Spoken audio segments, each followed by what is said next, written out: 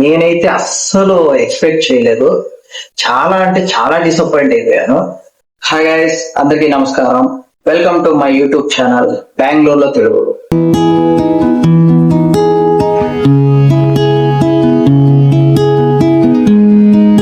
యాక్చువల్గా YouTube channel start చేయడానికి main intention ఏంటంటే బెంగళూరులో జరిగే విషయాలన్నింటినీ కొంచెం డిఫరెంట్ గా ఇన్ఫర్మేటివ్ వీడియోస్ లాగా మీకు అందించాలనేదే.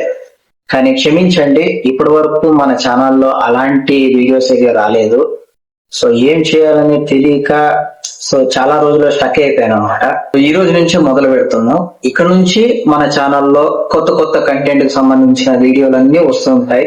సో మర్చిపోకుండా మన ఛానల్ ని సబ్స్క్రైబ్ చేసి పెట్టుకోండి. ఈ రోజు మనం మాట్లాడుకోబోయే టాపిక్ ఏంటంటే సినిమా రివ్యూ అన్నమాట. మన సూర్య గారు నటించిన కరుపు సినిమా, అదే తెలుగులో వీరభద్రుడు సినిమా.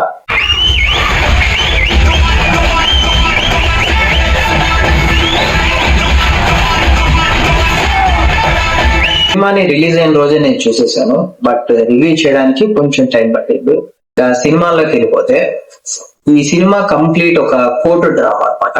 జనరల్ గా మనకి కోర్టు డ్రామాలు అంటే ఒక మంచి వాళ్ళకి చెడ్డ వాళ్ళకి మధ్యలో జరిగే పోరాటం, క్లైమాక్స్ లో మంచి వాళ్ళే గెలవడం.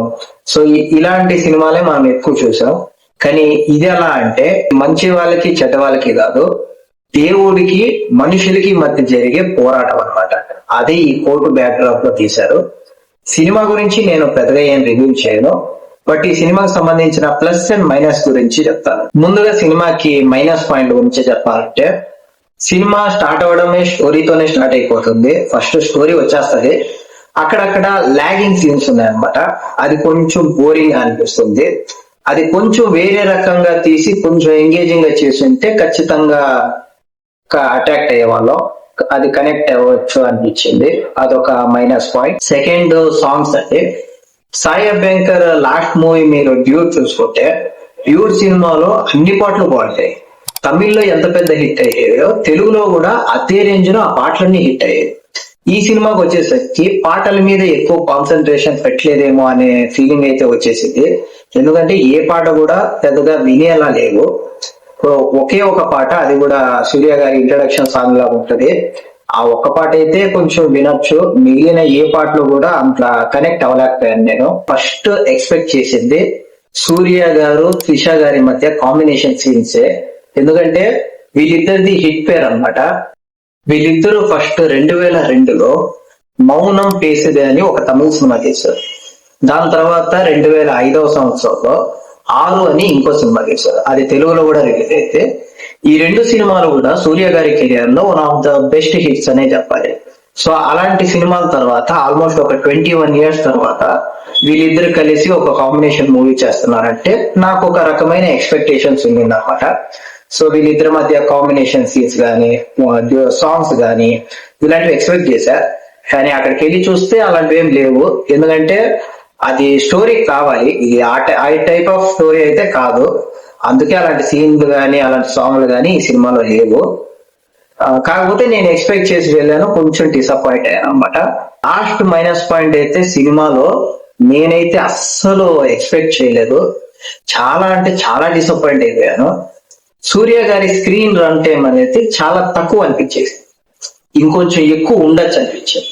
సో అదైతే నేను చాలా సివియర్ గా డిసప్పాయింట్ అయిపోయాను. అదొక్కటి కొంచెం మార్చుంటే నేను ఇంకా బాగా కనెక్ట్ అయ్యాను సినిమాకి.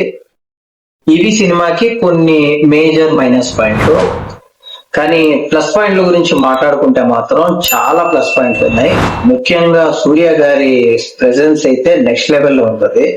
ఆయన కనిపించే ప్రతి సీను ప్రతి ఫ్రేమ్ ఎక్సలెంట్ అనిపిస్తుంది. ఆయనకి ఇచ్చిన ఎలివేషన్స్ అయితే నెక్స్ట్ లెవెల్. ఆ ఇంటర్వెల్ దగ్గర ఫైట్ కానివ్వండి, ఒక మెట్రో ఫైట్ వస్తుంది అక్కడ, దాని తర్వాత ఇంటర్వెల్ దగ్గర ఒక ఫైట్ వస్తుంది. సెకండ్ హాఫ్ లో కూడా కొన్ని చోట్ల ఆయన సీన్లు ఉంటాయంటే నెక్స్ట్ లెవెల్స్, కొన్ని అయితే గూస్ బంప్స్ వచ్చేస్తాయి, ఆ రేంజ్ సీన్లు ఉంటాయి. అండ్ ముఖ్యంగా క్లైమాక్స్ అయితే సూర్య గారి ఫ్యాన్స్ ఎక్స్పెక్ట్ చేయలేని విధంగా ఉంది. ఎందుకు చెప్తున్నానంటే లాస్ట్ ఒక 20-25 years ఆయన కెరియర్ లో one of the best performance ఇచ్చేస్తారు ఈ క్లైమాక్స్ లో. ఎస్పెషల్లీ ఈ క్లైమాక్స్ లో నేను చెప్తాను, అది నెక్స్ట్ లెవెల్ క్లైమాక్స్ ఉంటుంది.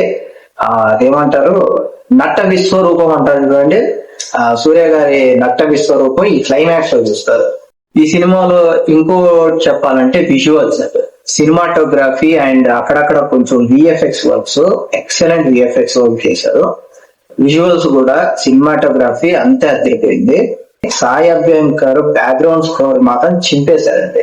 ఓవైపు సూర్య గారి ఎలివేషన్స్ కి ఈయన ఇచ్చిన బ్యాక్గ్రౌండ్ స్కోర్ ఏ రేంజ్ లోకి వెళ్ళిందంటే, ఇప్పుడు మీరు రీసెంట్ టైమ్ లో చూసుకుంటే అనిరుద్ గారు, మన తమనన్న, వీళ్ళు చేసిన కొన్ని సినిమాలు ఓజీ కానివ్వండి, లియో అండ్ విక్రమ్, ఇలాంటి సినిమాలు చూసుకుంటే బ్యాక్గ్రౌండ్ స్కోర్ అనేది ఒక రేంజ్ లో ఉంటుంది. వాళ్ళకి ఏమాత్రం తగ్గకుండా సాయి అభ్యంకర్ ఓ రేంజ్ లో దుప్పేశాడు. అండ్ అన్నిటికంటే ఎక్కువ ఆర్జే బాలాజీ, అంటే ఈయన డైరెక్టర్ కమ్ యాక్టర్, ఈయన చాలా మంది తెలీదు. తమిళ్లో అయితే ఈయన ఫేమస్ కానీ తెలుగు వారికి అయితే అస్సలు తెలీదు. ఈయన ఈ సినిమాలో విలన్ గాను చేశారు, ప్లస్ డైరెక్షన్ కూడా చేశారు. సో రెండు ఎక్సలెంట్ గానే చేశారు.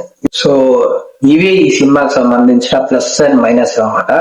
ప్లస్ లు మైనస్ లు పక్కన పెట్టేస్తే, సినిమాని మనం చూడొచ్చా లేదా అని మీరు నన్ను అడిగితే ఖచ్చితంగా చూడొచ్చు. ఇది థియేటర్ లోనే చూడాలి.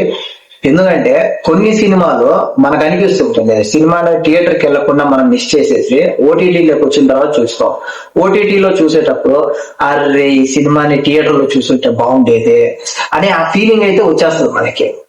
సో ఈ సినిమాని మీరు థియేటర్ లోనే చూడండి, మీరు మరియు మీ ఫ్యామిలీ మెంబర్స్ ని తీసుకెళ్ళండి.